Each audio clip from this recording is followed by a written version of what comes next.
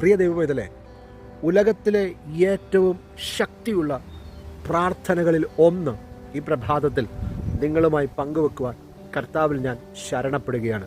നസ്രനാകുന്ന യേശു കർത്താവ് ക്രൂശിൽ യാഗമായി തീർന്ന് തൻ്റെ ജീവൻ പിതാവിൻ്റെ സന്നിധിയിലേക്ക് ഏൽപ്പിച്ചു കൊടുക്കുന്ന അവസാന നിമിഷങ്ങളിൽ ആ നാഥൻ പിതാവിൻ്റെ സന്നിധിയിൽ പറയുക, അപ്പാ, ഇവർ ചെയ്യുന്നത് ഇന്നതെന്ന് അറിയായികയാൽ ഇവരോട് ക്ഷമിക്കണമേ. ആ ക്രൂശിൽ കിടന്നുകൊണ്ട് ആ കർത്താവിൻ്റെ ആ ശക്തിയുള്ള പ്രാർത്ഥന ഒന്ന് ശ്രദ്ധിച്ചേ. കണ്ടാൽ ആളറിയാത്തതുപോലെ തകർത്ത് വല്ലാത്ത വേദനയ്ക്കകത്ത് നിലനിൽക്കുമ്പോഴും കർത്തൻ പ്രാർത്ഥിക്കുന്നു, ഇവരോട് ക്ഷമിക്കണമേ.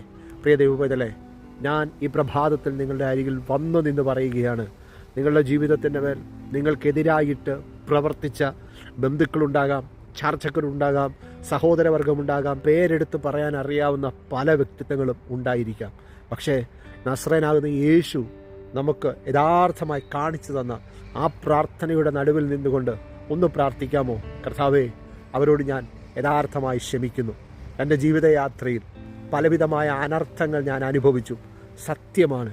എങ്കിലും നാഥ, ഈ വചനത്തിൻ്റെ മുമ്പിൽ ഞാൻ എന്നെ തന്നെ സമർപ്പിച്ച്, കർത്താവേ, ഞാൻ അവരോട് ക്ഷമിക്കുന്നു.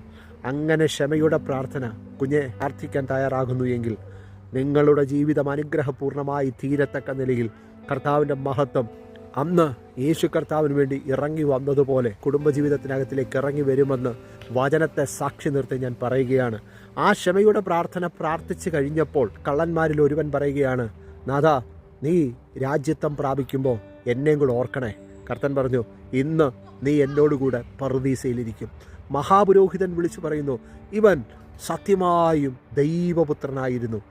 ഈ രണ്ട് സാക്ഷ്യങ്ങൾ നിലനിൽക്കുമ്പോൾ തന്നെ ഓർക്കുക, ക്ഷമയുടെ പ്രാർത്ഥന നാം പ്രാർത്ഥിക്കുമ്പോൾ ദൈവത്തിൻ്റെ മഹത്വം നമ്മുടെ ജീവിതത്തിൻ്റെ മേലേക്ക് ഇറങ്ങി വരും. സ്തേഫാനോസ് എന്ന് പറയുന്ന വ്യക്തിത്വത്തെ അപ്പോസ്തല പ്രവൃത്തി 7-ാം അധ്യായത്തിൽ കാണുന്നു. കല്ലെറിഞ്ഞ് കൊല്ലുകയാണ്. ആ കല്ലെറിഞ്ഞ് കൊല്ലുന്ന സമയത്തും താൻ മുഴങ്കാൽ മടക്കി പ്രാർത്ഥിക്കുക, ഇപ്പോൾ എന്നെ ഈ കല്ലെറിയുന്ന ഈ വ്യക്തിത്വങ്ങളോട് ഈ പാപം നിർത്തരുതേ, അവരോട് ക്ഷമിക്കണമേ. ആ നിമിഷം സ്വർഗം തുറന്നിരിക്കുന്നതും അവനെ സ്വീകരിക്കുവാനായി യേശു കർത്താവ് എഴുന്നേറ്റ് നിൽക്കുന്നതും കണ്ടു എങ്കിൽ, ദൈവവേദലേ, നിങ്ങളുടെ ജീവിതത്തിൻ്റെ മേൽ പ്രതിസന്ധികൾക്ക് കാരണക്കാരായ പലരെയും നിങ്ങൾക്കറിയാമായിരിക്കാം. അവരുടെ പേര് തന്നെ പറഞ്ഞൊന്ന് പ്രാർത്ഥിക്കാമോ? കർത്താവേ, അവരോട് ഞാൻ ക്ഷമിക്കുന്നു. അങ്ങയുടെ പ്രവൃത്തി മാത്രം എൻ്റെ ജീവിതത്തിൻ്റെ മേൽ സംഭവിക്കട്ടെ. അടഞ്ഞ വഴികൾ യേശുവിൻ്റെ നാമത്തിൽ തുറക്കപ്പെടട്ടെ.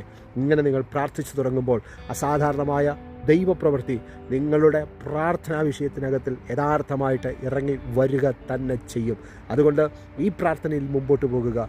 I bless you in Jesus name. Amen.